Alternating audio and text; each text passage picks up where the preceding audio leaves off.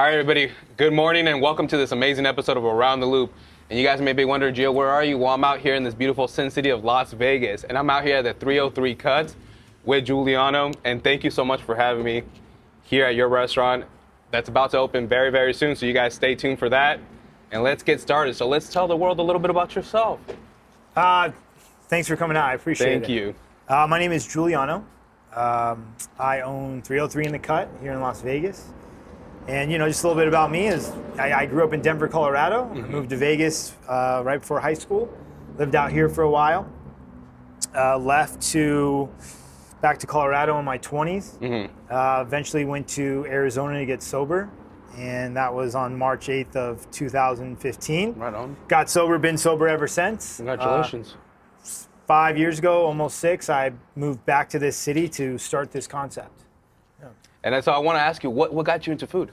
Do you come from a background of food? Or? So my background was like hospitality. I just bartending, serving tables. I worked front of house. I don't have any back of house experience. Okay. Yeah.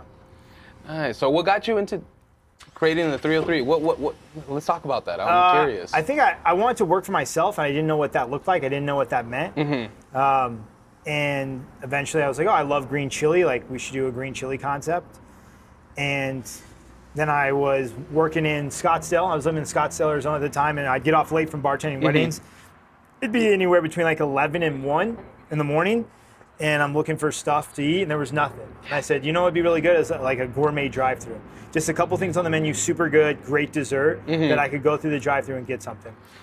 And so that's what I wanted to build and get, amazing. And I couldn't get a loan. And I looked up and saw that a lot of places had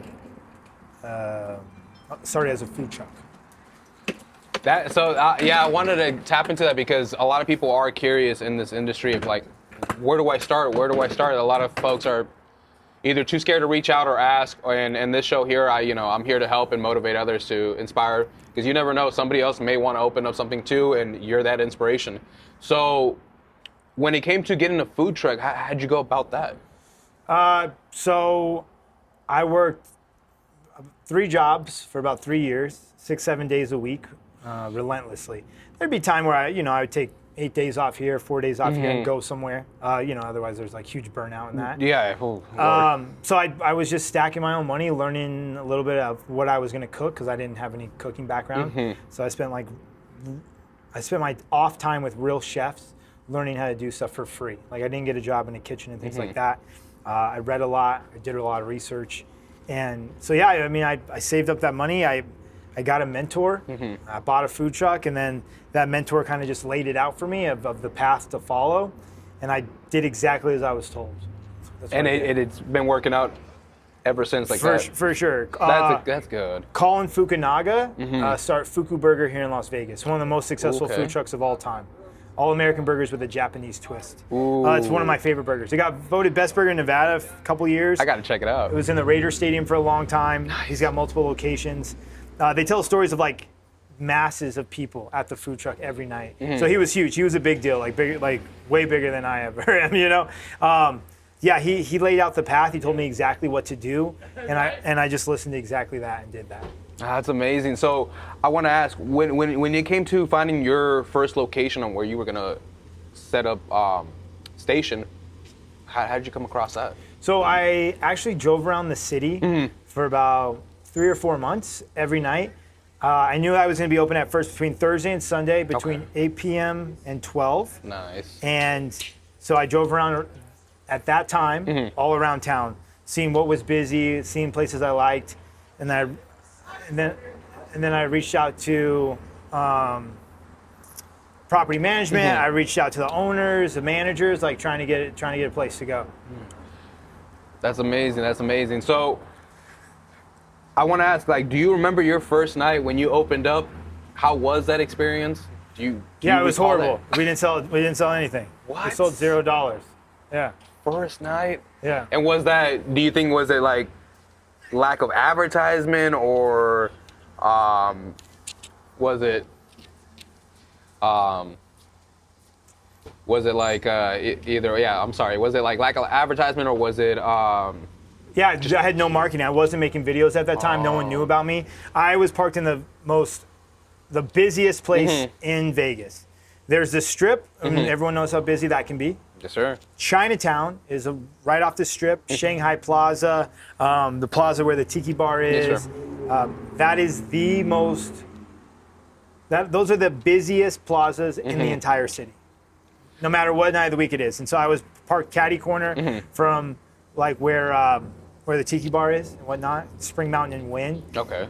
Didn't matter. No one knew about me. No one stopped by. You see a food truck, you don't stop. Me, I'm different. I own a food truck, so if I see a food truck, I'll stop and check them out. But yeah, it's not what it used to be of build it and they will come. It's too of an oversaturated market. There's 1,000 places to pick from.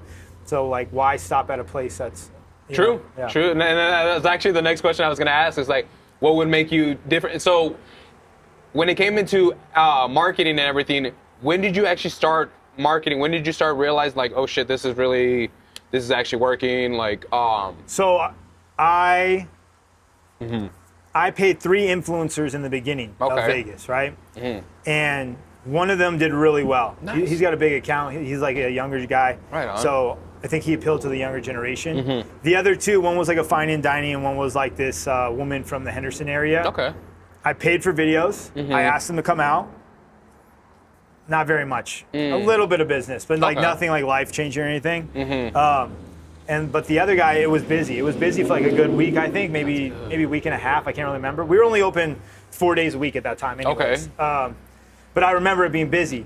And then it died down. And I was like, oh man, it's slow again. Like I need to get all these social media influencers to come out. I need to book them. I had a strategy to it. I was like, all right, I'm gonna book each influencer 1 week. And so they each post that same week and I'll be viral like for week after week after week. And I'll be busy all through the slow season. And I got blown off. They didn't show up. Oh shoot. Luckily, I had a good relationship with someone at that time who got me some videos for free. And those videos didn't do well. Like I almost paid $300 to $600 for a video that wasn't gonna do well. So I was crying and complaining of like, oh my God, they blew me off. And my mentor was like, what are you crying for? Like, be your own influencer, learn how to make your own fucking videos and get to it. True. It's exactly what I need to hear. I learned how to make social media, started posting every single day. November of 2021, we were doing like $300 a night, maybe less, maybe 200. A year later, we were doing like almost $2,000 almost every night. There were some nights where it was under. But still, that's good. Yeah, for a food truck that's only open 4 hours, that's $500 an hour. That's amazing. Correct. And so I did more and more of that, and I hired another person. I opened more days, and I just continued to post. And I started to post more, and eventually I posted a video that changed my life. And 3 days later, we had 147 people in line, and we had a line every day for 2 years. Legit every day. So like, whether it was 3 people in line or 16, from the minute we opened to the minute we closed, we were nonstop. And that's because I continued to post videos. We had great guest experience, and our product was good. That's what caught my attention too. And me, I'm coming all the way from California, so seeing this, and I was like, okay, this caught my attention. Watching your videos, watching how you have marketed everything, it's like, oh, the $100 tiramisu is like, that catch your attention, like, what? Okay, I got to see this, and then it makes you want to come and check it out. And your marketing strategy is phenomenal. I give you big props, especially because I'm like, man, this guy definitely either is professional at it or he's putting so much work to get where he's at, and it shows.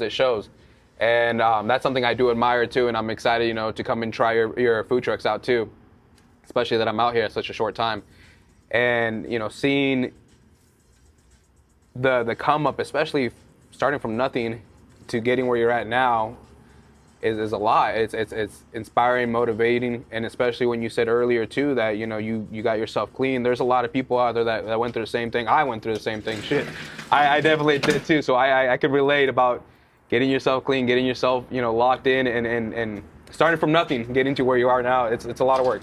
So I do admire that.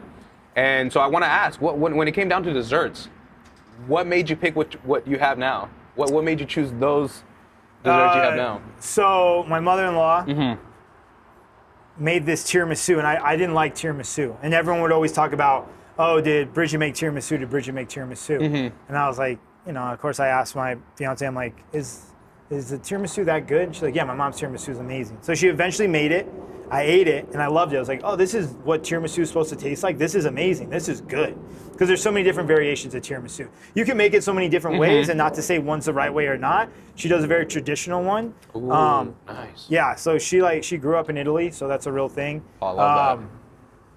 And I was like, I'm gonna put tiramisu on the menu. We had churros, Bavarian cream filled churros that I loved a lot. And I was like, I want a cheesecake. So we figured out a cheesecake recipe from a good friend of mine, tweaked with the crust a little bit, kind of made it our own. Mascarpone base, it's delicious. It's very good. I can't wait to try that out because I've been watching the videos. I showed my lady. I was like, yo, check this out. She goes, is that cheesecake? I was like, check that out. That looks pretty good. That's exciting. So then what about the foods? When it came to picking out what you're going to serve, do you alternate what's on the menu? We don't alternate anything. Oh, so it's what? Okay. It stays where it's at. It doesn't move. We had more things on the menu originally. I picked all this stuff from around the country I really loved. Because the idea is, when you build a business, you have to know where you're going. So I know where our company is going to be at in 50 years. Will it look a little bit different? For sure, but I've planned everything I do backwards from what our business looks like in 50 years, right? And so in the drive-through, you go through the drive-through, top quality, very small menu, few different things. So we have a green chili burrito. That's like nostalgic to me. My mom would always make that. I grew up with green chili.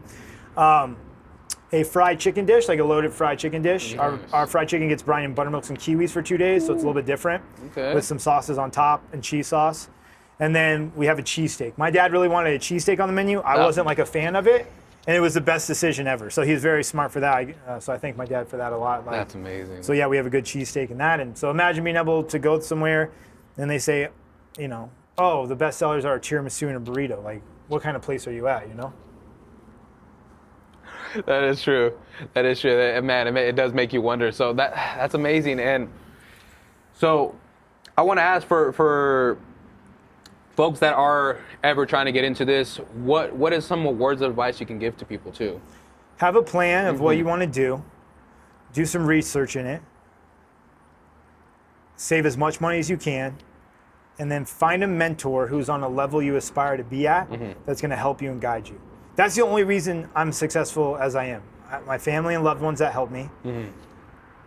My employees, that I work with, like I'm very grateful for them. But like where it all started, besides my family and loved ones, is my mentor. Because I didn't know what I was doing. He literally was like, all right, do this, and I just did that, and I was relentless because in the food business, it's very tough. It is very tough to be in. So I would say those. And I'd learn how to make social media. Look at different pages that you like, food pages that you love, put your own twist on it, and start that process before you open. I like that. Start posting before you open. If I was smart enough, I started posting around COVID a little bit, but then I stopped. I should have kept going. I should have kept telling my story like, hey, I'm opening a food truck in Vegas. Hey, I'm doing this. Hey, I'm doing this. And I'd probably, who knows, maybe I'd have 10 million followers right now. Because so many people blew up around the COVID era that were doing TikTok. That is very true. And so I do want to talk about TikTok since you just brought that up. How's that going for you on that side? Because I realize the power of TikTok is it's kind of crazy how it does bring in business and it does help. Yeah, I think it does. It's free marketing. No one's going to tell your story like you. True. And you just have to be relentless in it. It's not easy. So I post 5 to 10 times a day since October. My weekday sales are better than ever. I'm doing record sales on the weekends. And that's for a couple reasons. We're established and known already. We have returning customers. But we also are the #1 search result for late night food in Vegas on TikTok and Instagram. That's amazing. Congratulations on that. Yeah. That's a big deal. I haven't spent a dollar. Not a single dollar. So the learning how to do social media is huge. It is. I don't know where the curve's going to go. I don't know what it's going to change. But right now, we're doing TikTok, Instagram, Facebook, and YouTube Shorts. Nice. That's good. That's good. That's amazing because it is important. That's what I have realized in businesses. It is important to have a content creator, some sort of social media management because nowadays people are seeing online like, oh, I saw it on this, I saw it on that, and that's what's bringing customers. That's what's bringing clients. 100%. Nobody's really just gonna stop by no more and be like, oh, okay. No, it doesn't really happen. I love all types of different foods, but just because I see something, I don't stop by. I see. Yeah. And so I want to ask, so for folks that want to come out and check you guys out in your locations, I know you guys have 3 locations right now, correct? So can we tell the folks where they're at? Yeah, definitely. So we have a Chinatown location. Okay. That's like our flagship location. It's been open 6 years. Oh, wow. That is right off the Vegas Strip. That's 1.5 miles west of the Wynn on Spring Mountain. Perfect. We have a Centennial location. That's about 18 minutes north of the Strip in the northeast part of town. Northwest. Okay. And then we have a Southwest location, which is actually a restaurant. You'll be able to sit down inside. That should be open here in 2 Fridays. Ooh, so go exciting. to 303inthecut.com. That'll have all the information you need. That's amazing. I appreciate it. And I know, I know right now time is precious. I know there's a lot going on in the background. So I do want to take the time to thank you so much for this, quick little interview, because I know I'm not worried about, getting everything all in one episode. No, because I'll be back. I'll be back to definitely visit and want to catch up with you to see how the restaurant's going, how business is going too. And so, like I said, thank you so much for this quick interview. Thank you for your time, for your opportunity, to share this with me. And hopefully this inspires, motivates others out there that are looking into getting into a business, looking into starting their own thing. And like I've told people before, anything's possible. You put your heart, mind, soul into it. Anything is possible. You just got to get it. You got to go after it yourself. Nobody's going to do it for you. You got to do it for yourself. And if this is, this podcast ain't proof, of that, or this restaurant too, this gentleman here showing you guys and telling you guys his side of his story and everything, like, I don't know what is. But here on Around the Loop podcast, what you see is what you get. This is raw. This is genuine. There's no script. So thank you guys so much for tapping in on this amazing episode out here in Vegas. So you already know that I'm out here traveling like the best mobile podcaster around. So thank you guys so much for this opportunity, and thank you. Thanks, man. Appreciate you. I appreciate you coming out, Thank you. man. And that's a wrap. That was easy.